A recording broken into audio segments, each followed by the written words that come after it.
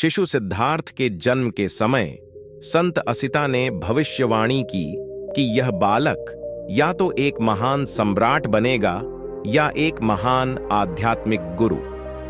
राजा शुद्धोधन ने अपने पुत्र के लिए महान सम्राट बनने की इच्छा की और सुनिश्चित किया कि सिद्धार्थ का जीवन समस्त सुख सुविधाओं से परिपूर्ण हो।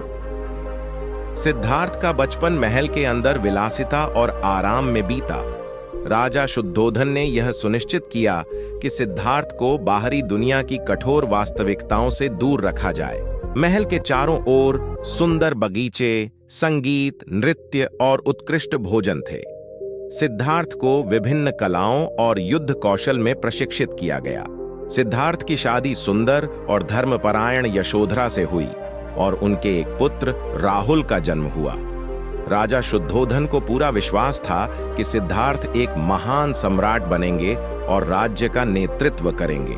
लेकिन महल की दीवारों के पीछे सिद्धार्थ का मन अशांत था। उनके भीतर एक गहरी खोज की भावना थी जो उन्हें जीवन के सत्य की ओर आकर्षित कर रही थी। सिद्धार्थ का जीवन उस समय बदल गया जब उन्होंने 4 संकेत देखे। एक दिन महल के बाहर की यात्रा के दौरान उन्होंने एक वृद्ध व्यक्ति, एक बीमार व्यक्ति, एक मृत व्यक्ति और एक साधु को देखा। ये दृश्य उनके लिए अत्यंत झकझोरने वाले थे। उन्होंने पहली बार जीवन की अस्थायीता और दुखों का अनुभव किया। इन 4 संकेतों ने सिद्धार्थ के भीतर गहरे प्रश्नों को जन्म दिया। उन्होंने सोचा, क्या जीवन केवल दुख और पीड़ा का नाम है? क्या इससे मुक्ति का कोई मार्ग है? इन प्रश्नों ने उनके मन में एक अटल संकल्प को जन्म दिया, सत्य और मोक्ष की खोज। राजा शुद्धोधन ने सिद्धार्थ को महल के भीतर रखने की पूरी कोशिश की, लेकिन सिद्धार्थ के मन में अब एक अटल संकल्प जागृत हो चुका था।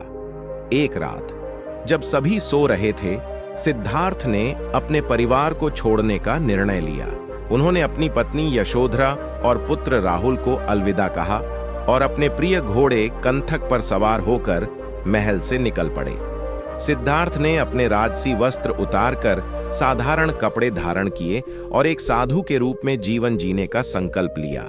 उन्होंने अपने बालों को काट दिया और अपने सारे राजसी वस्त्र त्याग दिए। इस क्षण से उन्होंने अपने आप को पूरी तरह से सत्य की खोज के लिए समर्पित कर दिया। सिद्धार्थ ने अपने सत्य की खोज में विभिन्न गुरुओं से शिक्षा ली और कठोर तपस्या की। उन्होंने आलार कलाम और उद्दक रामपुत्र के साथ ध्यान और योग का अभ्यास किया, लेकिन उन्हें पूर्ण संतोष और ज्ञान की प्राप्ति नहीं हुई। उन्होंने कठोर तपस्या का भी अभ्यास किया, जिसमें उन्होंने भोजन और पानी का त्याग कर दिया और अपने शरीर को अत्यंत कमजोर कर लिया। लेकिन कठोर तपस्या के बाद भी सिद्धार्थ को मुक्ति का मार्ग नहीं मिला। उन्होंने महसूस किया कि अत्यधिक भोग और अत्यधिक तपस्या दोनों ही मार्ग उचित नहीं है। उन्होंने मध्यम मार्ग अपनाने का निर्णय लिया, एक ऐसा मार्ग जो भोग और तपस्या के बीच का था। सिद्धार्थ ने बोधगया के निकट एक बोधि वृक्ष के नीचे ध्यान करने का निश्चय किया। उन्होंने संकल्प लिया कि जब तक उन्हें पूर्ण ज्ञान प्राप्त नहीं होगा, वे इस स्थान को नहीं छोड़ेंगे। कई दिनों और रातों तक उन्होंने ध्यान में लीन रहकर अपने भीतर के सत्य को खोजा। उनके ध्यान के दौरान उन्होंने मारा के विभिन्न प्रलोभनों का सामना किया। मारा, जो कि बुराई और अवरोध का प्रतीक था। मारा ने उन्हें डराने, भ्रमित करने और विचलित करने की कोशिश की, लेकिन सिद्धार्थ ने अपनी ध्यान स्थिरता और संकल्प के बल पर इन सभी प्रलोभनों को पार कर लिया। आखिरकार एक पूर्णिमा की रात सिद्धार्थ को ज्ञान प्राप्त हुआ। उन्होंने 4 आर्य सत्य और अष्टांगिक मार्ग का साक्षात्कार किया। उन्होंने समझा कि जीवन में दुख का कारण तृष्णा और आसक्ति है और इनसे मुक्ति पाने का मार्ग अष्टांगिक मार्ग के पालन में है। इस क्षण से सिद्धार्थ गौतम बुद्ध बन गए। बुद्ध का अर्थ है जागृत या ज्ञान प्राप्त व्यक्ति।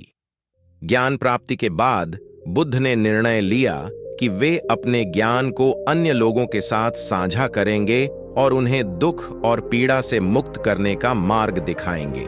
उन्होंने बोध गया से सारनाथ तक की यात्रा की, जहां उन्होंने अपने पहले 5 शिष्यों को उपदेश दिया और धर्मचक्र प्रवर्तन किया। बुद्ध ने अपने जीवन के शेष वर्षों में उत्तर भारत के विभिन्न हिस्सों में यात्रा की और अपने उपदेशों का प्रचार किया। उन्होंने विभिन्न वर्गों, जातियों और पृष्ठभूमियों के लोगों को शिक्षा दी।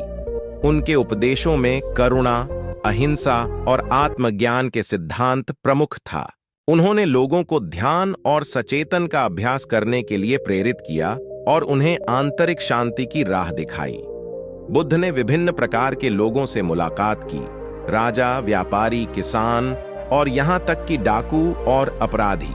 उनके उपदेशों ने अनगिनत लोगों के जीवन को बदल दिया और उन्हें एक नया दृष्टिकोण और जीवन जीने का तरीका सिखाया। बुद्ध की शिक्षाओं ने सदियों से मानवता को प्रेरित किया है और आने वाले समय में भी करती रहेंगी।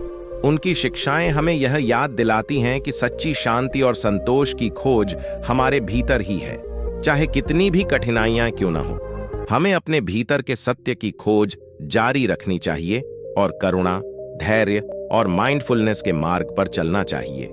इस प्रकार बुद्ध की कहानी एक सतत प्रेरणा है जो हमें जीवन के प्रत्येक क्षण में शांति, संतोष और ज्ञान की खोज की ओर प्रेरित करती है। उनकी शिक्षाएं हमारे जीवन को अर्थपूर्ण और सार्थक बनाती हैं और हमें यह याद दिलाती हैं कि सच्ची खुशी और शांति हमारे भीतर ही है।